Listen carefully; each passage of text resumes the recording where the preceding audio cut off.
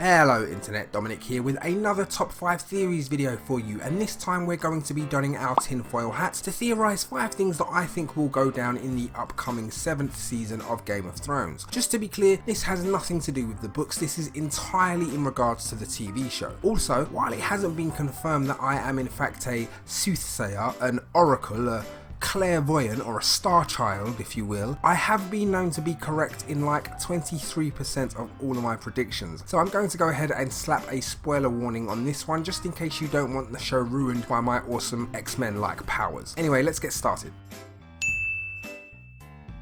Let me tell you now, Queen Cersei is going to be a force of nature in season 7. I know a lot of people think that now that Daenerys is in town with her 3 dragons, an army of Unsullied, and an alliance with them their Dornish folk, that when she and Cersei inevitably butt heads, it will be a one-sided affair. But things in Westeros have never been that cut and dry. Yes, it's true that Cersei is rash, short-sighted, and driven by spiteful impulse, but there's no denying her effectiveness at dealing with her enemies. This woman did not get to where she is now, an unprecedented position for a woman in Westeros, without being brilliantly Machiavellian and utterly ruthless. She makes a lot of mistakes, that's true, but it could be argued that those mistakes were down to the fact that her ambition was ultimately hamstrung by her devotion to her children. Cersei's children are all dead, and while she has burned many bridges to get to where she is now, fear is a powerful motivator. Also, Cersei has always worked to the utmost of her potential when backed into a corner, and it's looking like a whole lot of people are looking to get her back up against the wall. Something tells me this conniving queen still has something up her sleeve. Unlike her brother Jaime. You know, because with the hand and chopping and sleeve and... It's a joke, I'm making a joke.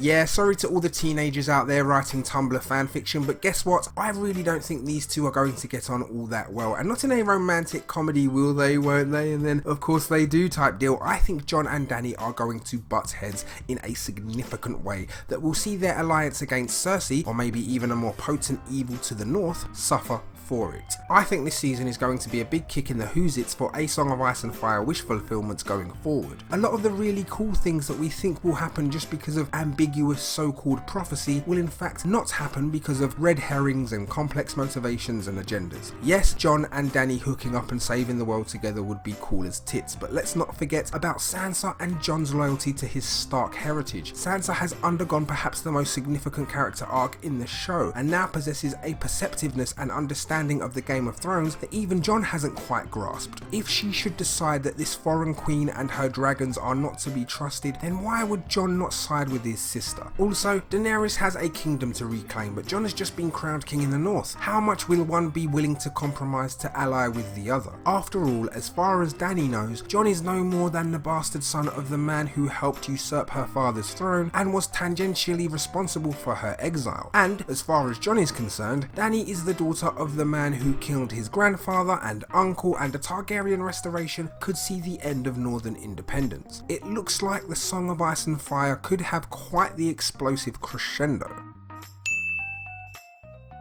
Arya Stark is going to die. Sorry, I really am, but I'm calling it. Everybody's favourite plucky little assassin is going to bite it this season. Now, I don't say this because I dislike the character, I don't, I love her. I say this mainly because I'm not sure how much room there is for her character to develop in the show. She was given a big moment last season with her killing Walder Frey and revenging the Red Wedding, but even so, up until that point, elements of her storyline felt padded and somewhat superfluous to the overall narrative. I think we'll definitely see a reunion for her and the Hound, and whether or not she's able to actually go through with killing him remains to be seen. But outside of that loose end, I think it's safe to say that her story may have reached its inevitable conclusion. There is a chance that if she reaches Jon and Sansa in Winterfell that she could be used as a political pawn given her Stark name, but I doubt that Arya would be down for that. There's even a chance that she may run into Daenerys first and be inspired to join her, but personally I think that Arya's time is running out. How she'll die I couldn't possibly say, but I really do think that she will. To quote another epic fantasy series,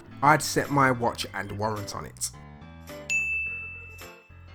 That's right folks, I think we all saw this one coming. The 300-mile long, 700-foot high wall of impenetrable ice is going to crumble this season. Maybe not all of it, although that would look awesome, but enough of it that the Night King can lead his army of snow zombies through and begin his assault on the Seven Kingdoms. Now a lot of people have theorized as to just how this might happen, with the common consensus landing on the probability that Bran will inadvertently cause the collapse of the wall by unwittingly undoing the magic that binds the ice together and keeps the walkers at bay. Whatever happens, if the wall does indeed fall, then this will mean the end of the Night's Watch and make for one hell of a paradigm shift in Westeros, with the free folk also having unbound access to the Seven Kingdoms. The borders will need to be redrawn. If somehow they manage to band together and defeat the White Walkers once and for all, just how far will Jon's kingdom in the north now stretch? And will there be an exploration of the lands of Always Winter?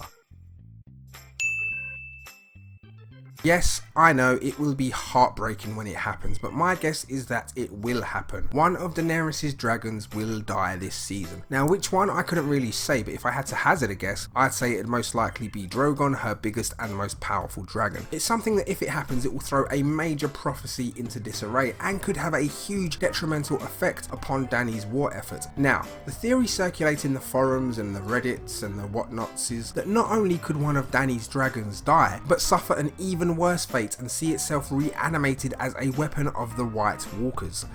Ice dragons, people. Freaking ice dragons. Holy shit, if that happens then there will be no stopping the Night King and his army. And that's it for today's video. Thank you all for taking the time to watch this content, and if you did like the video, please do hit that like button down below, as it really does help the channel out, and consider subscribing to the channel so as not to miss any future content. Also be sure to check out other videos on my channel, as I have a lot more A Song of Ice and Fire content, as well as a whole host of other stuff that you might enjoy. I've been Dominic, and I'll see you again soon. Bye.